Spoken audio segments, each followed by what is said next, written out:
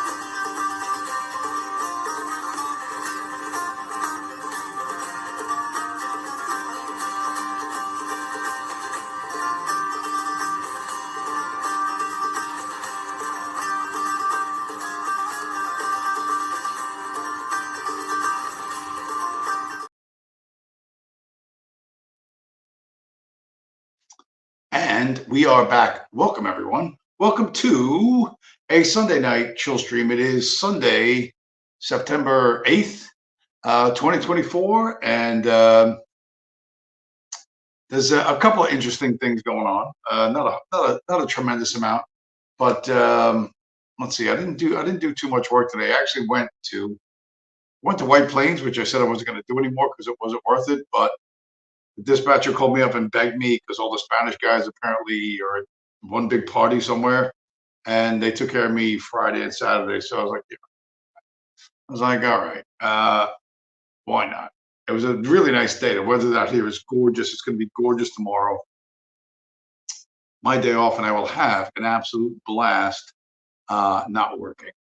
But what I say in the intro, I said in the intro, people are doing stuff that is not helpful. That's true. That's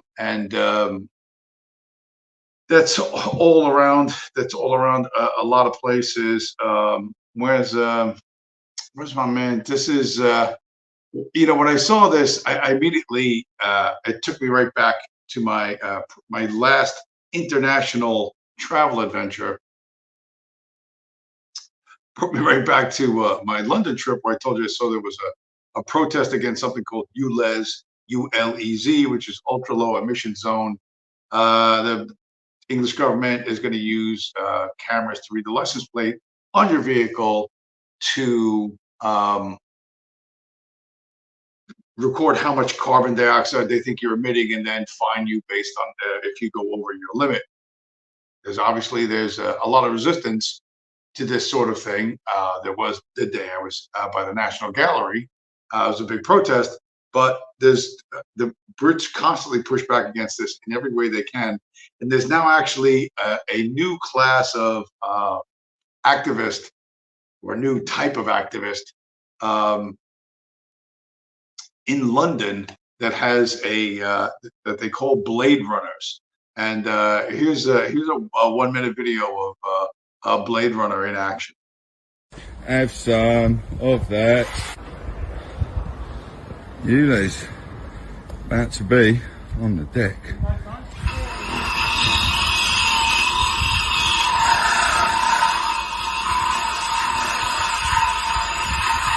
Have some of that.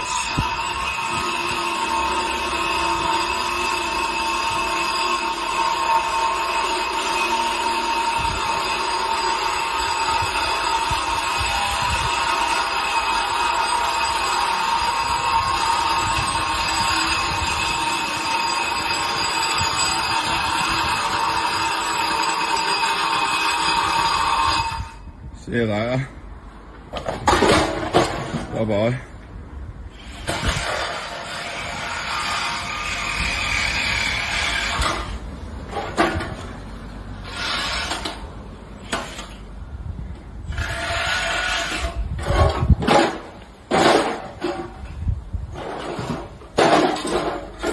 Spider-Man has got the goods, ta-da. You Liz, Spider-Man has got the goods, have some of that. So, he's, his buddies filming him and singing a song and talking about you, Les. And those guys don't just run around in black hoodies. They've actually gone so far as to put on workers' uniforms. They put on the high vis safety vests and like orange, safety helmets and stuff. And then they do that exact same thing. So they make themselves look exactly like the work crews. Well, they take down dozens of these things. So they're kind of deep into this resistance to totalitarian control. I don't know that they're going to succeed, but if they can hold out a little longer, things might end up going their way. Although destruction of property is not the right way to go, because all of that can just be rebuilt. All of that can be, they can just tax you more, take more out of your weekly pay packet, and rebuild it, and then they'll catch those guys, and they'll throw three of them in prison for like 3 years, and they'll start squashing that. So that's not super effective. This sort of, I understand what drives it. I understand that the motivation behind it, but that's not a really useful way to use your resources, your time, and your effort. That's not a good way to unseat these people. It just really is not a good way to unseat these people. Where's my? Oh, wait a minute. How did I not do that? How did I not do that? There was one. But when you're young and you're frustrated and you don't see a clear path forward, stuff like that seems like a really good idea. And for me, the sort of the Bitcoin revolutionary people, they don't necessarily put it together. Like when if you see Michael Saylor, you're gonna remember that guy's he was like a middle class Air Force brat who became a billionaire in his 30s. You know what I mean? Yeah, they took it from him, but he made it back. And from his perspective, he doesn't. Michael Saylor, he doesn't want to see this all burn to the ground. Like everything's fine when you're in the billionaire class. Like you think, well, there's some little things we could tweak on the edges, but mostly things are pretty good. And if you get launched from mediocrity into the billionaire class, yeah, I can understand why you think, no, this is good. Let's not destroy the whole thing. Hold on, fellas, let's be reasonable. But someone like him, who certainly was the first public figure to be open about having his company buy Bitcoin, and is a big evangelist, and it's going to change the world. I don't think he understands how it's going to change the world, and that it's going to burn down a lot of the things that he loves, and a lot of us,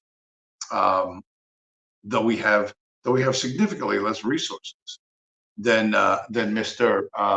Saylor. This is really our worldview, right? And this is a play on the on what's his name, the guy who wrote 1984. In a time of universal deceit, telling the truth is a revolutionary act. Who was that? I can't remember the guy's name. I can just picture him so perfectly. I keep thinking of I forget his name. Oh, for Christ's sake!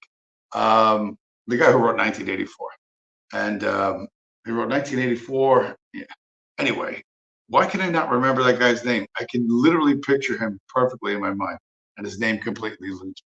But this sentiment that buying Bitcoin and holding it is not an investment.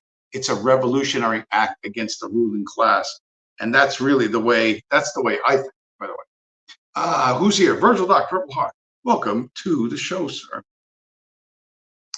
Because at the end of the day, money supports all of this stuff. And the people at the top always stay at the top, and they control the money. And as long as you're playing their game with their chips, you're going to lose. You're just going to lose. You have been designated, you know, an undesirable. You have been designated. You have been assigned your social class, and very few people ever get out of that. And the ones that do, the guys like Michael Saylor and a few others, they think like the world looks wonderful to them because they're the one out of 7.9 billion who got out of, who managed to outwit the system. But for the rest of us who finally, after decades, realize, hey man, I'm not going to fucking win this. I don't want to play no more. And there's a lot of people that feel that way.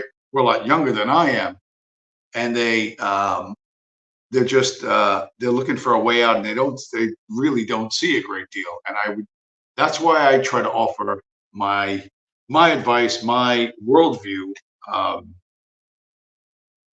and one that's listen, it's definitely worked for me. On my Rumble channel, I streamed Saturday on the way down to Virginia. It was I flubbed a few things, but I redid that Richard Spencer video and I did a bunch of screenshots and stuff. I've done it all here. I've done it here before. I'm not going to redo it, but that's like a relatively new audience to me. Although I don't understand the metrics. I look at my account and it says like the video got 28 views and 6 unique views. So the 28 people watch it and just 6 of them were newbies and the other 20 just watched it. And if so, how come I only have 6 subscribers? I don't understand. They're not making it clear to me. I don't know. I'm looking for like an FAQ to figure that stuff out. It's not easy to find. It's not intuitive to find. So I just basically ignore it. Fat Pajit, what is your thought on Pajit? Hello, Fat Pajit. I have not seen you before, which immediately makes me suspect that you draw your paycheck largely from the U.S. taxpayers. But in all honesty, I don't think about those people a great deal at all. They are not a factor in my thinking. There's a lot of stuff that I can't change, and those people are definitely one of them. But you can love them, you can hate them. I don't care. My goal is to take every spare dollar I have, which is a unit of account, a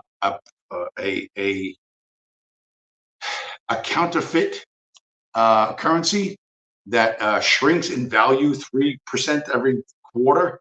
The first quarter of this year, inflation is 3%. Then the second quarter, inflation is 3.1%. And the third quarter is, right? So in 1 year, you lose 12%. And you go, no, you don't really lose 12%.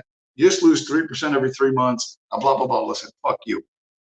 I worked for this and you steal it from me for me just holding it. So I don't hold it anymore.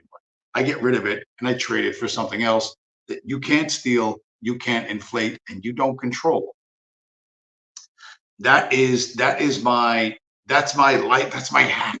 That's the one weird trick that I use to defy all of this. I don't bother cutting down speed cameras in England. We're doing some sort of vandalism or any sort of thing like that, because that changes nothing, and it's more than likely to bring you more negatives than positives. But the fact that I can save the value, literally the value of my life, my labor, my work, in a form that you can't steal from me, dude, once you understand that you have that power and you start exercising that power, it becomes super addictive. All right, now somebody's spamming the chat. Mr. Yellow sounds Jewish. Well, I'm sure your boss is, Mr. Yellow. Tokyo Trump, my best friend, makes 4K a week on welfare. Maybe that's possible. Dick C. Normus, how much cocaine have you consumed today, sir? Cocaine? What do you think? I'm fucking baked Alaska? I am not baked Alaska. I've actually never even done coke. Never did coke, never did crack.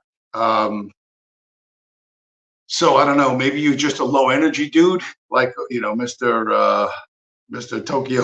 No, that's not Tokyo. Trump is the $4,000 a week guy. Dixie Normus is the cocaine guy. Tokyo Trump, Yoba. I don't know what that means. I don't know what that means either. Definitely, it's interesting how many feds are in the chat. And I was talking about before I got violently derailed by the feds spamming the chat. I was on Rumble, and which is fucking absolutely chock full of feds. And I commented a few times on what's his name, Culture Thugs comment section on a couple of his streams, but I haven't been on there for a while. And I didn't say word one about Bitcoin. I have never said thing fucking one about Bitcoin, either in a comment thread or in talking to Culture Thug, which is really interesting because he had a stream called Insomnia Stream Kosherville Edition. And I mentioned that guy, Devon, the black pill dude, is 100% a Fed because he's been fucking doing fucking anti-Semitisms for years and years, and he claims he lost his job and he can't work in Hollywood anymore, blah, blah, blah, blah, this, that, and the other, but you never see the guy's face. And so I said, this is a guy so obviously a Fed. And there was one reply was like, aha, joke's on you. He's shown his face 5 times. Well, why doesn't he show his face all the time? You know what I mean? Why do you never see him, and you always ever hear him? And if he's shown his picture, why don't you show us his picture, tough guy? So, and then this popped up on the same message thread. It said, STFU James, God bless you for the love and support. Love and support for who? If you haven't switched to QFS and signed up your Quantum Access account, blah, blah, blah, blah, and it's just pushing some fucking, some guy who's pumping Ripple, which is a shitcoin, XRP, which is a total fucking shitcoin. And I have never, ever, ever mentioned word fucking one about that. And it's interesting that it pops up, that it absolutely pops up out of nowhere on a thread that I didn't even comment on. So whoever's running this, like, I don't know, the software needs all you feds in the chat tonight. Your software really sucks. I mean, like the way you suck at your jobs, your software sucks just as bad. Like the Pajits that wrote the software are the same skill level as your skill level in law enforcement. That's how bad it is. So, I don't have a great deal of worries. I'm not a shit corner. I've never been a shit corner. I'm never going to be a shit corner. But let's, since we're on this topic, and I mentioned this, at the open that the CIA is about to let the genie out of the bottle, and this is about to get interesting. And you guys, if you remember, 3 weeks ago, whatever, a month ago, I had that video of Hillary Clinton, who was looking quite healthy in the video, by the way. I mean, she was still just sitting in the chair. She wasn't moving around, but still, she was like, oh, blah, blah, blah, blah. The danger of cryptocurrencies could, overturn small governments, And so I thought that was interesting because I just saw this the other day, right? And this is the leader of the Venezuelan opposition, Mrs. Machado, whatever, the CIA front chick, has proposed using Bitcoin as a national reserve asset. The quote she gave is, Bitcoin is a vital means of resistance. And you say, wow, what a fucking coincidence, James. Isn't that wildly coincidental? It sort of is, because a couple of months ago, The Venezuelan government outlawed Bitcoin mining or whatever, shut a whole bunch of shit down. But just recently, guess what? Senor Maduro has, as of September 5th of this year, has done a fucking complete 180. President Maduro considers reintroducing cryptocurrencies to Venezuela. So the CIA thinks they can overthrow the government in Venezuela using Bitcoin directly, like in country. And apparently, the president of Venezuela is taking this shit seriously because he's thinking he better get ahead of it or he can't, if he outlaws this, there's going to be a network of people doing stuff that he can't control. And isn't that super interesting? And doesn't that fit so completely with this exact quote that I showed at the beginning of the stream? So, and when I say the CIA is letting the genie out of the bottle, that's what they're doing. If they can successfully overthrow Maduro using Bitcoin, that's going to be fucking wild, because nobody in Washington, D.C. believes for 5 seconds that that could happen here in the United States. But I promise you, it's going to happen in the United States, right? The US dollar is the final boss. It's like a video game. Bitcoin has to go fight all the little monsters before it gets to the final boss. But we are going to get to the final boss. And motherfucker, we are going to win. We are so totally going to fucking win that no one can even think of it right now. All the feds in the chat, they get their regular paycheck, and they get their dental and their medical and their fucking overtime when they do their phony, shitty fucking ops on fucking Sunday with their 1970s spy cameras with the 4-foot long telephoto lens that they aim at some airport pretending they're doing counterterrorism or some shit. But in the meantime, you got what's happening in Venezuela, and in American financial publications, the idea, that Trump floated, that we're going to have a strategic Bitcoin reserve. They're just trying to shit on it as hard as they possibly can. And there's a lot of moving parts. There's a lot of things going on here. Whoops. Hey, okay. There's a lot of things going on here that are really not in their control. And for me, it's fun to watch. Before I went up to White Plains, I stopped at a convenience store. I looked at the newspapers. I always look at the newspapers. I mean, they're dying. They won't be around for much longer, but they're still on newspapers. And I think it's like a fucking week now, like an entire week.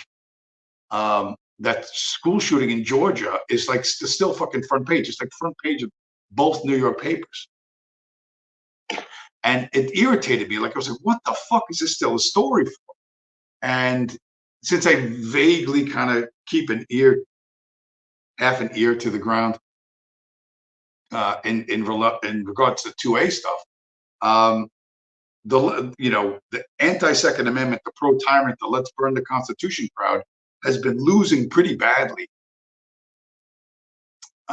in the courts. Like they've lost a lot of fucking lawsuits. They're getting overturned left and right, and they're obsessing about this, and they're doing their, oh my God, look how terrible this is, and then finally they got a white kid with an AR-15 to go do a shooting. But like I said on the Rumble channel, you got Pookie and Ray Ray shoot each other fucking outside the strip club every Friday and Saturday night. Every fucking weekend there's a high school football game in a diversity zip code. There's a shooting at the high school football game. You know what I mean? Just because the school is closed and class is not in session, that means it's all of a sudden it's not a school shooting anymore. Even though the kid doing the shooting is from the school, the kids getting shot at are from the school, as well as the teachers and all the rest. And it's happening on school grounds, but since it's after 3 p.m., it's not a school shooting. And they keep trying to push this because they don't have anything else. And they're hoping that people are going to, I don't know, beg to do what? To bring back the assault weapons ban, and it's that's not going to happen, right? The people who wrote that line for fucking Biden, I don't know why they think they can make that happen, right? They can't make that happen. People forget with all this, red team, blue team, fucking smooth brain bullshit. Biden said, "Oh, we're going to build back better." Well, you're still doing your shitty fucking Uber job, right? You don't have a good job and a way to secure a house and a trad wife. She's not trad wife. She's probably tattooed ex fucking OnlyFans chick, but whatever. Still, she's your wife. Like you're still working 90 hours a week in the gig economy, and you didn't build back better. And whatever Biden said, I'm going to redo the assault weapons ban. No, you're not. You know what I mean? So for all the dopey lefties, they don't understand that they got totally conned. And for the dopey fucking Trumpers, Trump's like, I won't tax your tips, which also means you're still going to be doing 90-hour work weeks in the fucking gig economy. So, none of that's going to change because at the end of the fucking day, it doesn't fucking matter because those are not the guys who make the decisions. This is a video from 4 years ago, just as relevant today as it was back then. I find it absolutely hilarious when people are like, Trump versus Biden or this person versus, I'm like, it doesn't matter. Yeah. They're not the people who make the decisions anyways. Yeah. It's the people who control the money. Yeah. And the people who control the money are the central banks. Yeah. And guess who owns the central banks? Because it's not the government. The government does not own the central banks. And that is 100% correct, sir. I don't know who that kid is, but he's a smart kid. He's way fucking ahead, way ahead of everyone else. And when you understand that the money printer is going to just run out of control and there's nothing you can do to stop it. And I figured that out a long time ago. Here's a guy, I got a video. This is kind of longer, so I'm not going to play the whole thing because the guy's like a red team, blue team guy. He's a red team, blue team guy, and up in the corner of the screen, it's like, add Bitcoin to your IRA. But he ain't a Bitcoin bro like me. But here's, I don't know if this is actually going to happen or this is just being talked about, but I saw this and I was like, yes, go ahead, do it. Do it. The state of California just approved $150,000 loans to illegal migrants to buy houses where, get this, they don't have to make any payments until they sell the house. Can you imagine a $150,000 loan you never have to repay? Well, you can if you are every single human on earth who is not American. Kamala Harris, meanwhile, wants to hand out $25,000 to low-income buyers who've, quote, paid their rent on time for 2 years in the so-called Down Payment Toward Equity Act. As J.D. Vance noted, that program would also be open to illegal migrants who at this point make up 80% of America's population growth. We had 300,000 net births last year versus at least 1.1 million border encounters. While Kamala is giving away a measly $25,000, bankrupt California would, quote, loan up to 20% of the home's purchase price, meaning it could go for a $750,000 home with zero down payment and, in fact, zero payments until they sell the house. If they're smart, of course, they will never sell the house, meaning they will never pay the loan. They'll just keep living at taxpayer expense. Both programs will, of course, raise the cost of housing, just like subsidized government loans turned university into a $300,000 affair. Free government handouts will raise the price of houses. That means the $25,000 or the $150,000. Yeah, so whatever. It's $150K to illegals, even Venezuelans, I suppose, to buy a house in California. I fucking love that shit. That's awesome. You know why it's awesome? Because I can't stop it and let them fucking just let them go. The money printer going to go burr. They're going to try to prop up real estate. I don't think it's going to work for a bunch of different reasons. And then this guy gets into red team, blue team, blah, blah, Kamala this. But I don't give a fuck. Because like I just showed you, that kid with the headphones from 4 years ago, there's no difference. They're not the ones who make the decisions. They get called into a room, come in here. Okay, Mr. President, come in here. You have to have your meeting now. And you come, they sit them down and they go, here's what you're going to tell the American public. Blah, blah, blah, da, da, da, da, da, da. Go out and sell it. And that's what they do. The good and popular salesman, get into the history books. And that's going to be Trump because he did the fist bump thing. The fist in the air thing after getting shot, which was genius.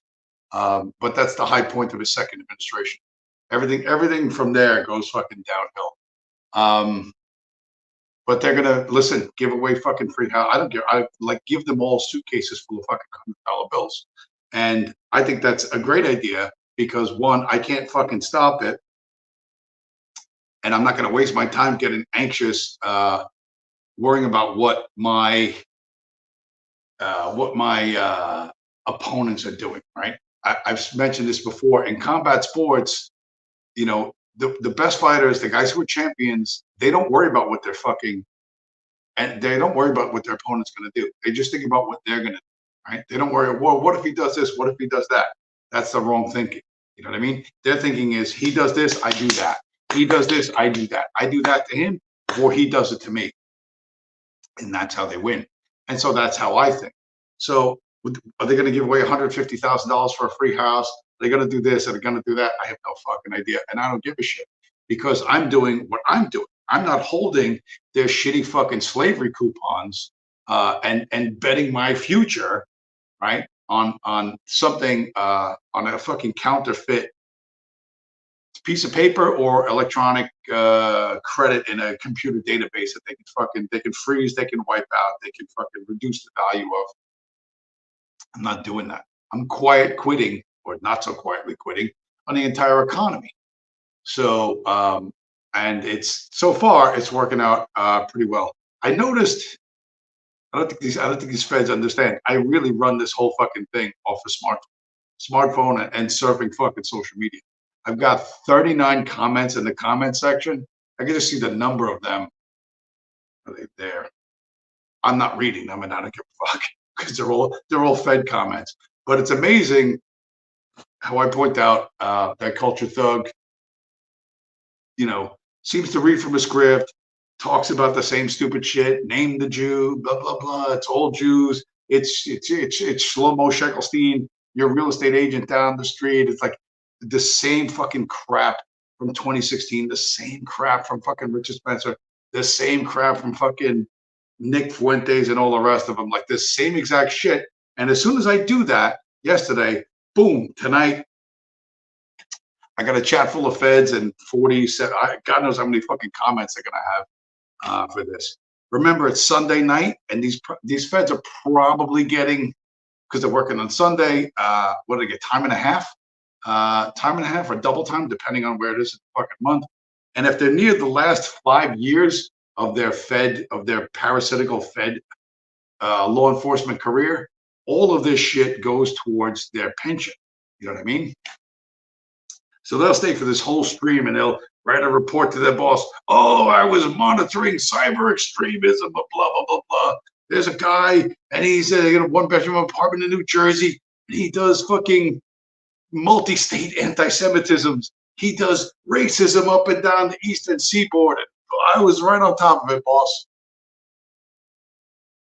You know, and they'll say, you know, the good boy, here's a bagel, go back to your fucking desk. And go back to your desk and keep fucking, you know, sucking the lifeblood out of the U.S. taxpayer. So that, but you know, this is my chat tonight, and I really don't fucking care. But it's fun. I did mention that I found out there actually is a fucking award for anti-Semitism. This is another long video. I'm not going to play the whole thing. This is some Egyptian dude. I don't even know his name. But for you feds in the chat, could you please nominate my channel for Anti-Semite of the Week? Because I think you know, I'm fucking working hard at this for years. I never get any fucking awards.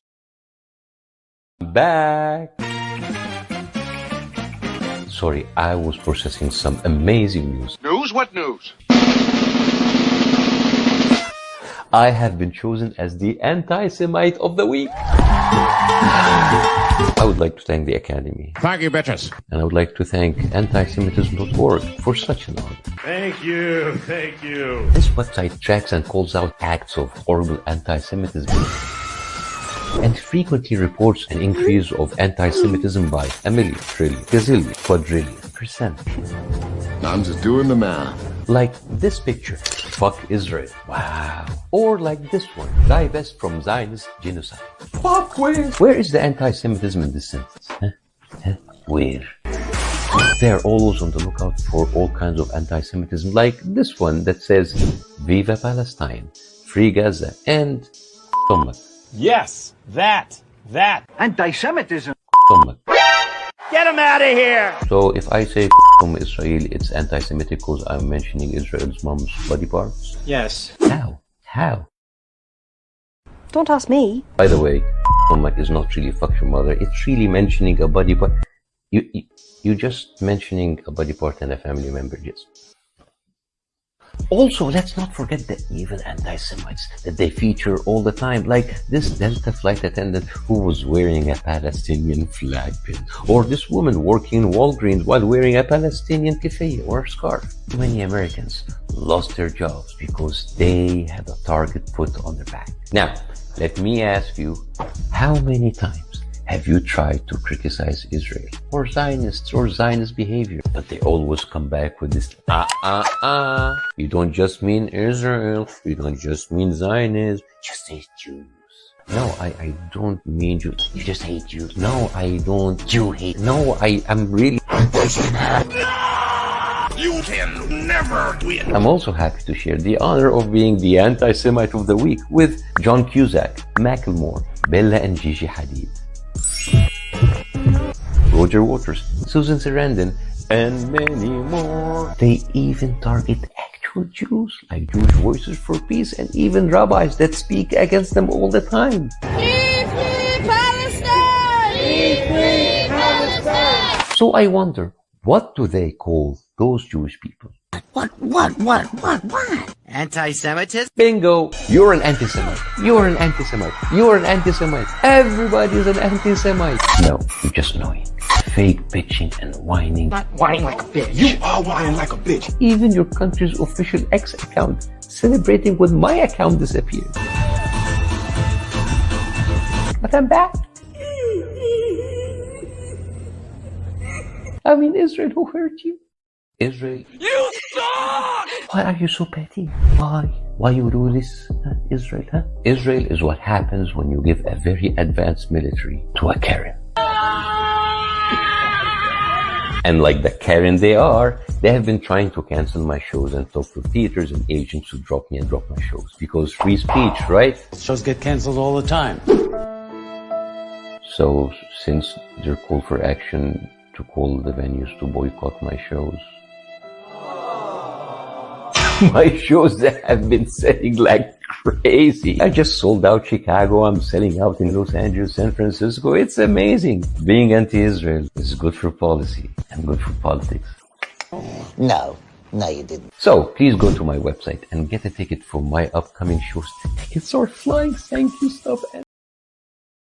Okay, so that guy, he's a comedian, and none of this is going to slow him down. He understands what he's up against. He understands their playbook. And he's literally beating them at their own game. And he's happy about it. And that's the way you should be. I'm beating them at a bigger game than just speaking out against their policies.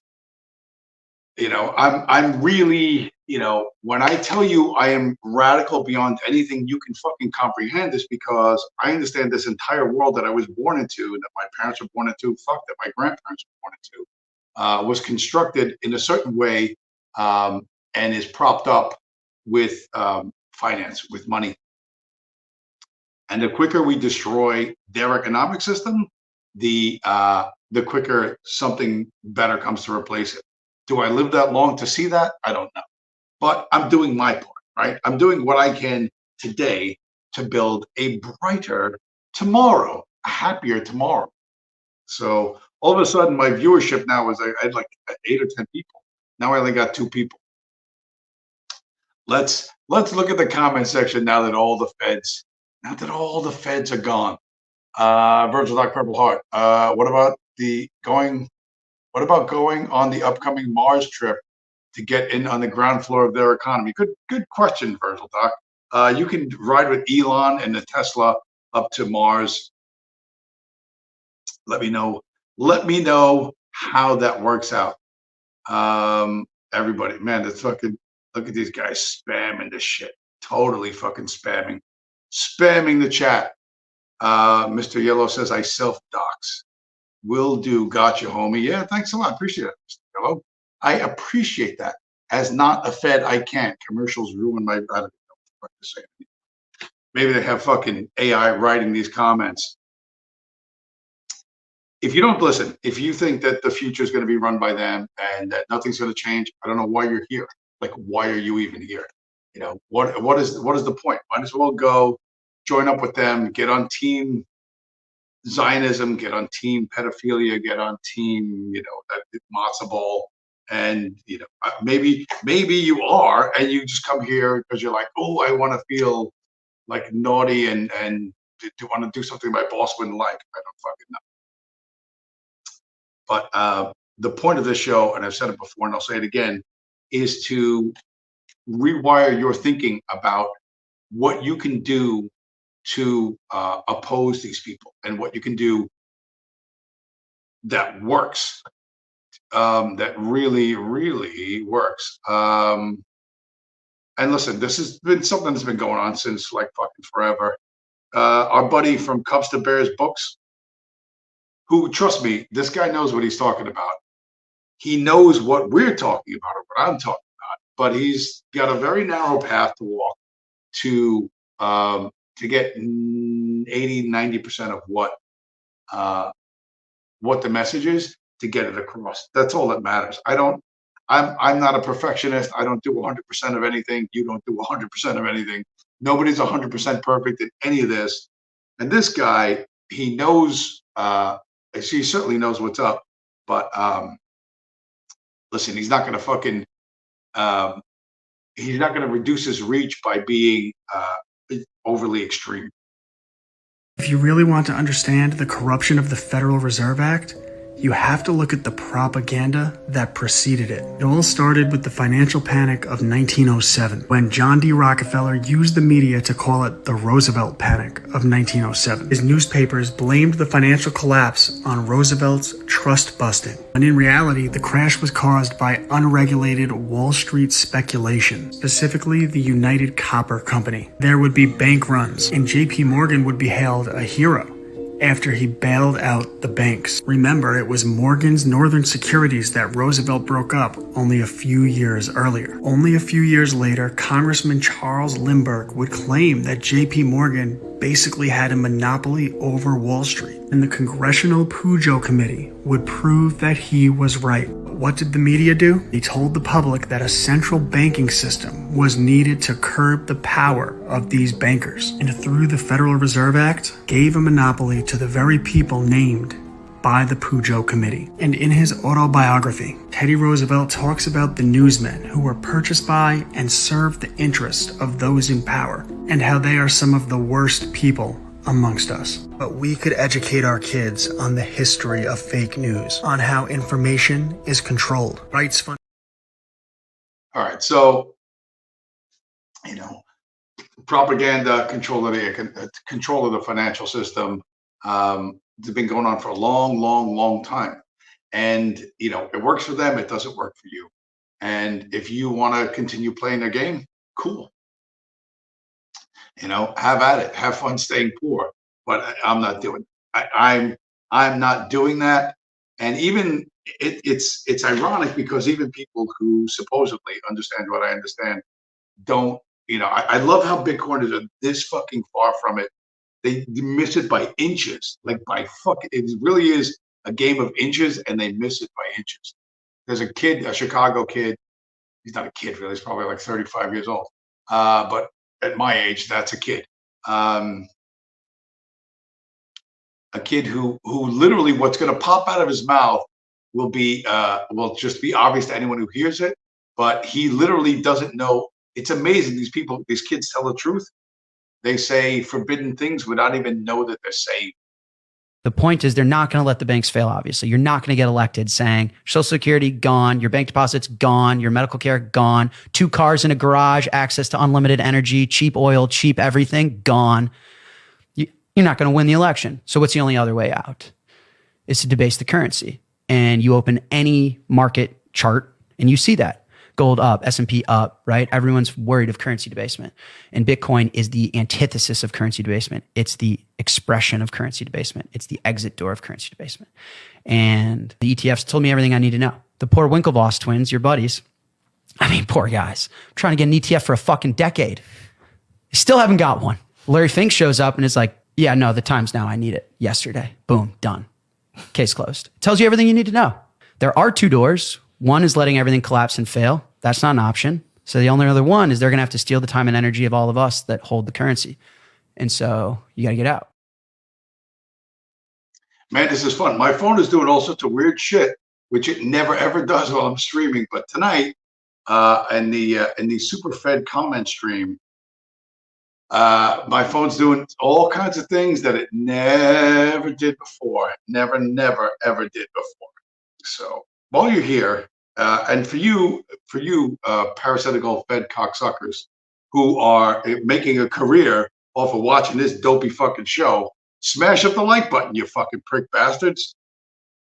I'm helping fund your fucking retirement.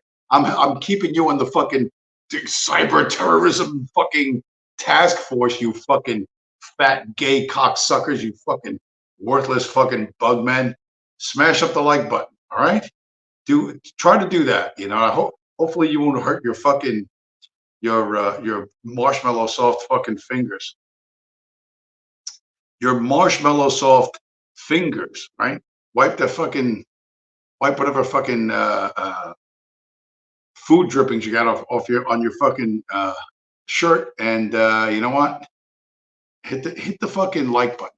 So that's what you should be doing. That's what you should be doing, because everyone else is going to be. Because now I'm the Fed's got me spun up. I meant to do this differently, but just like my wider point, you're not going to beat these guys. You're not going to beat these guys by doing anything illegal or any kind of vandalism. You're not going to raise awareness. You're not going to fucking red pill anyone. You're not going to farm outrage. Then everyone's going to suddenly wake up, and none of that shit's going to fucking happen. Ever, never. And what's happening in the U.S. is happening all throughout Western Europe, and including across the sea in Ireland. Average house prices in Dublin, €509,000. You need a salary of $150,000 a year in order to get a mortgage on a property like that. And your affordable housing schemes are linked to a discount on that absolutely obscene price. In my area, average house prices €700,000. So a whole future generation of young people, working people, will never be able to own their own home and will be prey to the obscene rents that are being charged of €2,000 and €2,200. Never able to save, never able to aspire to own their own home, and you have failed them completely, and you won't even give them eligibility for social housing support. It's obscene. So what he's saying is, in Ireland, it's just as bad as the United States, maybe even worse, and so depending on what area you're in. And young people will never be able to own homes. They'll never get council housing, or I guess some kind of subsidized housing. That's not going to happen. They're going to have to rent from the free market and pay landlords whatever it is the landlords want. And of course, it's all about extracting wealth from the productive class. And that works for a while, but then they just fucking debase the currency to the point where people won't work anymore. Then what happens? Then what fucking happens indeed? And, you know, when I said the CIA's let the genie out of the bottle with the let's regime change Venezuela using Bitcoin instead of using bombs and bullets, I want that. I think it's likely to succeed, to be honest. But I want to see it succeed. You know what I mean? I absolutely want to see it succeed, because we work 24/7. Unlike the feds in this chat, who claim to work an 8-hour shift, but barely do that. We Bitcoiners work 24/7, and we contribute way more than the people who think that they're gonna fucking control us. Hash rate of 13.5 terahash. The new S19s are 110 terahash. Hash rate measures how many computations a miner can do, usually in a second.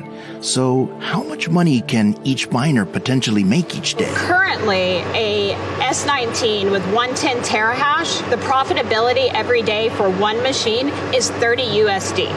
Okay, so $30 times 30,000 miners times 2 big buildings, nearly $2 million a day for a facility this size. We have a full staff of 120 employees. We work 24 hours a day, 3 shifts. 120 people working 24 hours a day, making $2 million a day. That's in America, and they make probably more overseas because they pay less and the electricity is cheaper.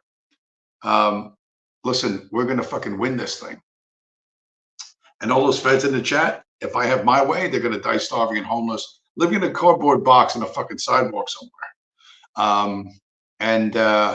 It's interesting. I grabbed this video because I knew it was such fucking. The thing about these content creators, you know, they always have to come up with something new, and it always has to be whatever, some fucking shit, some fucking scare shit. Oh, I'm not here to scare you. I'm here to tell you there's a way fucking out of the nightmare. That's what I'm here to tell you. It's worked for me, and it'll work for you. But this dude, all of them, like every slickly produced fucking social media fucking account is like I wouldn't trust them as far as I could fucking pick them up and throw them. But this dude was like cybersecurity dude, and I try to pay some attention to that. And I thought the guy had some okay information, and then he goes and does this fucking thing, which really fucking pissed me off. Let me tell you what. Let's play the fucking video, and I'll show you. So someone figured out how to clone YubiKeys. If you're unfamiliar, YubiKeys are these little hardware security devices. They're the #1 recommendation I give out to people to protect themselves against any sort of account takeover and phishing. These things basically make you unphishable on the accounts that you have them tied to. A lot of phishing kits nowadays can intercept those little 2-factor codes that you pull up via an app. An attacker cannot intercept what a YubiKey does. It's hardware tied to your device and to this device. But don't go throwing your YubiKeys away yet. My recommendation has not changed. These are still my #1 recommendation to protect yourself. This is a very specific and highly targeted attack. It costs about $11,000 worth of equipment to even pull it off. For 99% of people, this is not part of your threat model. The attacker would need physical access to your YubiKey and a whole bunch of information about the account that they're trying to hijack. If you're a government official, activist, journalist, if spyware was already part of your threat model, maybe this is part of your threat model. The other annoying part is patching is not possible. You cannot update the firmware on your YubiKey devices. The attack is called a side channel attack. Basically, the victim needs the username and password of the account they're trying to get into. Again, YubiKeys are supposed to protect against, even if someone has your username and password, if they don't have the YubiKey, they shouldn't be able to get in. If they have the username and password and the physical device, they can clone it and get in without you knowing. But it takes like basically destroying the device, so you probably know it when they give it back to you. You can find out which version you're running in the Yubico Authenticator app. If you're extra paranoid, go ahead and buy yourself a new YubiKey. For most of you watching this, don't worry, you don't have to throw this. Okay, so what the guy's talking about is this fucking device here. I have these, and I've used these ever since my phone got hacked a couple of years ago. That's what the dopey Fed's trying to knock me off the fucking internet now. Can't do it because my Google account is locked, and all the shit is fucking locked down. And they can make my screen do dopey shit and reduce the size of the window, but they can't knock me off. They can't interfere with my account because my account is secured with this device, which is on my keys. And that guy makes this fucking video like, oh, they can clone that. Who the fuck do you think is gonna get near your fucking keys? How many times in your fucking life do you hand your keys to a total stranger and just let them walk away with your fucking keys? 0 times? These dopey motherfuckers are making these, you know, whatever, this fear porn fucking, oh no, you thought you were safe with a YubiKey, but they can clone it if they tear it apart and fucking and break open this. Like, you wouldn't know that? You think somebody would take your fucking keys, right? Oh, here's what, I don't know why I would do this. Oh, here's my keys along with my YubiKey. And this thing comes back and it's ripped open. And I'm like, harder, that doesn't mean anything. That always happens. No, it never happens. You would know that something was fucking up, right? And even in the video it goes, well, this doesn't apply to 99%.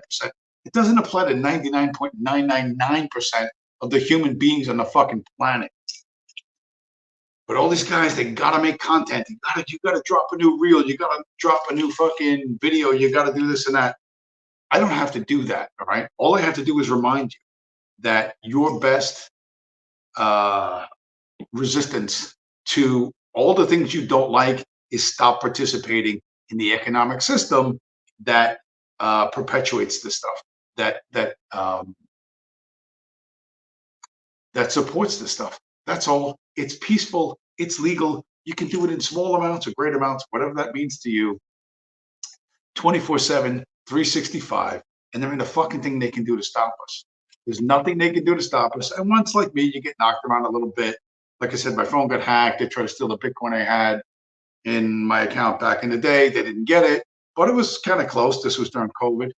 And now, listen, they come on tonight. They're like, oh, we're gonna knock off his stream. Well, guess what, boys? Here you go. Here you go. I have. I'm not the smartest fucking guy who ever walked the face of this earth, but I do have a tendency to learn. I make mistakes and I learn from my mistakes. I go, all right, so what? I made a mistake. Here's how I fucking fix it. Here's how I come back stronger. Here's how I beat you, because I don't worry about what you're doing. All I do is focus on what I'm doing. And that is what I have 100% control over, right? And you know, that's why we're gonna win. And fucking God willing, we fucking if things go the way I wish they would go, we're gonna take the fucking list of you and all your buddies, and we're gonna take fucking all your pensions, and we're gonna take all that shit, and you're gonna die starving and fucking homeless. From my lips to God's ears. From my lips to God's ears. All right, have I shown all the videos? I've pretty much shown all the videos. Have I not? Okay, last one. This guy, I don't know who this guy is. I saw this guy on Instagram. He always, this is his fucking shtick. I don't know if he's a comedian. I don't know what's what. But this, if I could offer you 16 seconds of advice, 16 golden seconds of advice, it would be this. I don't give a fuck if this tuna has mercury in it that can cause neurological and behavioral disorders. I already have that. I used to smoke crack till my left side would go numb. Delicious. Don't be a pussy. That's all that guy does. He does various different fucking whacked out food videos. And he says, don't be a pussy. And he claims he used to be a drug addict. I don't think he was a drug addict. Maybe he was. I don't know. But that's my advice for you. Don't be a pussy. Don't be a vandal or something stupid. Don't break the law, okay? Take your spare time. Take the slavery coupons. Turn them into something the Jews don't control, can't stop, and can't steal from you, okay? By doing that, you begin to build something that is going to make the world a much better place, both for yourself personally and in the long run for everyone else. And is there something more fucking noble than that? I don't think so. I don't think so. So to all the feds you know, I guess I have once again come up high enough on their fucking radar that they want to go fuck me. But they can go fuck themselves, because they can't touch me.